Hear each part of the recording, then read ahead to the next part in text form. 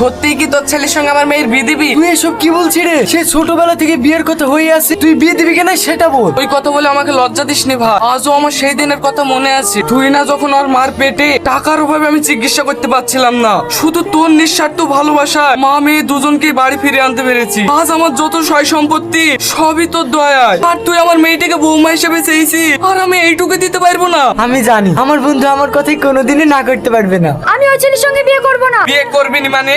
আমি ইলিয়াসকে ভালোবাসি। আমার মেয়ে হয়ে একটা সামান্য সাইকেল মিস্ত্রির ছেলের সঙ্গে ভালোবাসা, এটা আমি জীবনে মেনে নেবো না। আমি যাকে ছোটবেলায় কথা দিয়েছি তার সঙ্গে তোকে বিয়ে করতে হবে। তুমি যেমন কথা দিয়েছো, আমিও ইলিয়াসকে কথা দিয়েছি। আমি ওকে ছাড়া আর কাউকে বিয়ে করব না। দুদিনের ভালোবাসার জন্য আমার মুখের উপরে এত বড় কথা বলতে পারলে? আমি যে 18 বছর কোলে পিঠে করে মানুষ করেছি, তার কোনো মূল্য দেবে না।